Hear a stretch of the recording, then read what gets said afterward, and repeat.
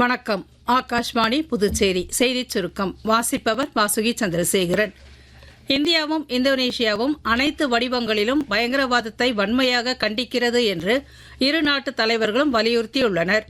ஜகார்த்தாவில் பிரதமர் திரு நரேந்திர மோடிக்கும் இந்தோனேஷிய அதிபர் இடையே நடைபெற்ற இருதரப்பு பேச்சுவார்த்தைக்கு பிறகு வெளியிடப்பட்ட கூட்டறிக்கையில் ஐநா பாதுகாப்பு சபையின் 1267 தடைக்குழுவின் கீழ் உலக அளவில் தடை செய்யப்பட்ட பயங்கரவாதிகள் மற்றும் பயங்கரவாத அமைப்புகளுக்கு எதிராக நடவடிக்கை எடுக்குமாறு வலியுறுத்தப்பட்டதாக தெரிவிக்கப்பட்டுள்ளது.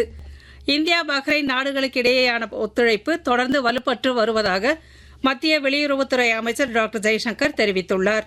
நேற்று பஹ்ரைன் மன்னர் திரு ஹமத் பின் ஈசா அல் கலீஃபாவை டாக்டர் ஜெய்சங்கர் சந்தித்து பேசினார். தொடர்ந்து அங்குள்ள இந்திய சமூகத்தினரை சந்தித்து கலந்துரையாடிய திரு ஜெய்சங்கர் பஹ்ரைன் சமூகத்திற்கு அவர்கள் ஆற்றிய பங்களிப்பை பாராட்டினார்.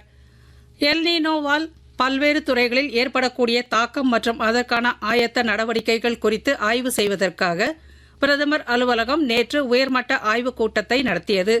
பிரதமரின் முதன்மை செயலாளர் டாக்டர் பி.கே. மிஸ்ரா தலைமையில் சேவா தீர்த்தத்தில் இக்கூட்டம் நடைபெற்றது. 15க்கும் மேற்பட்ட அமைச்சகங்களின் செயலாளர்கள் மற்றும் மூத்த அதிகாரிகள் இக்கூட்டத்தில் பங்கேற்றனர். புதுச்சேரியில் தலைமை தேர்தல் அதிகாரியாக பணியாற்றி வரும் திரு ரவி பிரகாஷிற்கு கூடுதலாக மகளிர் மற்றும் குழந்தைகள் மேம்பாட்டுத்துறை செயலர் பதவி வழங்கப்பட்டுள்ளது. துணைநிலை ஆளுநர் உத்தரவின் பேரில் இதற்கான ஆணையை தலைமைச் செயலர் திரு சரத் சௌஹான் பிறப்பித்துள்ளார்.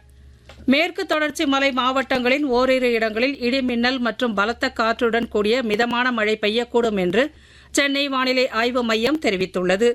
இதன் காரணமாக தமிழகத்தின் ஓரிரு இடங்களிலும் புதுச்சேரி மற்றும் காரைக்கால் பகுதிகளிலும் இடி மின்னலுடன் கூடிய லேசான மழை பெய்யக்கூடும் என்று ஆய்வு மையம் தெரிவித்துள்ளது. இத்துடன் இந்த செய்திச் சுருக்கம் நிறைவு பெறுகிறது.